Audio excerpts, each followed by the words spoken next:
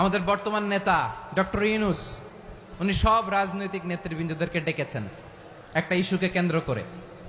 তার মানে গোটা বাংলাদেশ এক হয়ে গিয়েছে, আমরা সবাই উদ্বেলিত হয়েছে, উচ্ছ্বসিত হয়েছে, ঠিক কিনা বলেন?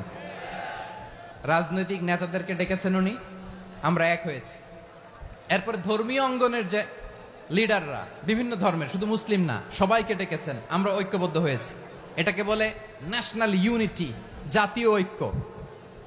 যে কোনো ধরনের কনস্পাইরেসি, ষড়যন্ত্র, আধিপত্যবাদ মোকাবেলায় জাতীয় ঐক্যের চেয়ে মোক্ষম হাতিয়ার আর নাই।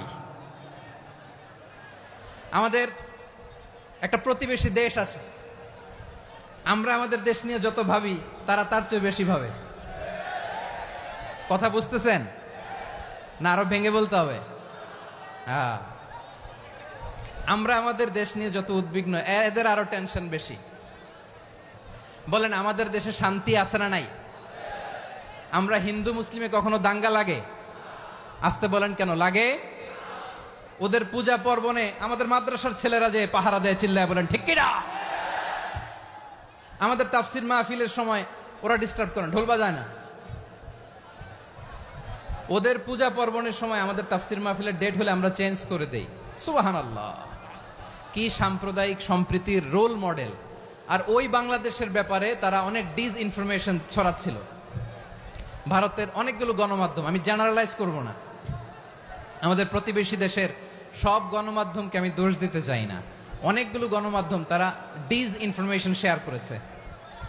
ডিসইনফরমেশন আর মিস ইনফরমেশনের পার্থক্য আছে। মিস ইনফরমেশন না জেনে ভুল বুঝে একটা মিথ্যা বা ভুল তথ্য ছড়িয়ে দেয়া, এটার ক্ষমা আছে, এটার কি আছে? আর ডিসইনফরমেশন মানে ইচ্ছা করে, প্ল্যান করে, ম্যাপ করে, ছক এঁকে মিথ্যা, গুজব, রটনা সোশ্যাল মিডিয়ায় ছড়ানো, এটার ক্ষমা আছে? আওয়াজ করে বলেন, ক্ষমা আছে? ভারতের কিছু গণমাধ্যম তাই করেছে, আমরা ব্যথিত হয়েছি, আমাদের হৃদয়ে রক্তক্ষরণ হয়েছে। আমাদের প্রতিবেশী দেশকে বলতে চাই, আমাদের দেশ নিয়ে আপনাদের ভাবার দরকার নাই, নিজের চরকায় তেল দেন, নিজের দেশ নিয়ে ভাবেন। গত মাসের ভয়েস অফ আমেরিকার রিপোর্ট, বাংলাদেশে সংখ্যালঘু জনগোষ্ঠী আগের চেয়ে বেশি নিরাপত্তা পাচ্ছে। Report voice of America, Muslim report নাকি? মুসলিম জরিপ, ভয়েস অফ আমেরিকা। কথা বুঝে নাই বোধহয়। ভয়েস অফ আমেরিকা কি আমাদের রিপোর্ট? না, ভয়েস অফ আমেরিকার জরিপ, বাংলাদেশের সংখ্যালঘু জনগোষ্ঠী আগের চেয়ে ভালো নিরাপত্তা পাচ্ছে। শুধু এখানেই শেষ না, মাইক্রোসফটের একটা জরিপ শোনাই আপনাদেরকে। তারা সারা পৃথিবীতে গুজব, ভুয়া আর মিথ্যা নিউজ ছড়ানোতে কোন দেশ সেরা একটা রিপোর্ট করেছে, এর মধ্যে 1 নম্বরে এসেছে ভারতের নাম। মাইক্রোসফট তো মুসলমানরা চালায় না? কথা বোঝে নাই বোধহয়।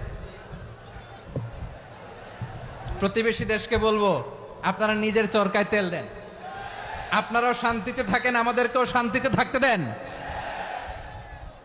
সব চেঞ্জ করা যায়, প্রতিবেশী চেঞ্জ করা যায় না। আমাদের ল্যান্ড তাদের ল্যান্ড, পাশাপাশি। আমরা চাই তারাও সুখে থাক, আমরাও সুখে থাকি, ঠিক কিনা? কিন্তু প্রতিবেশী হলে বন্ধুত্বপূর্ণ আচরণ করতে হয়। প্রতিবেশী যদি বন্ধু না হয়ে প্রভু হতে চায়, এরকম দানব প্রতিবেশী কেউ চায় না।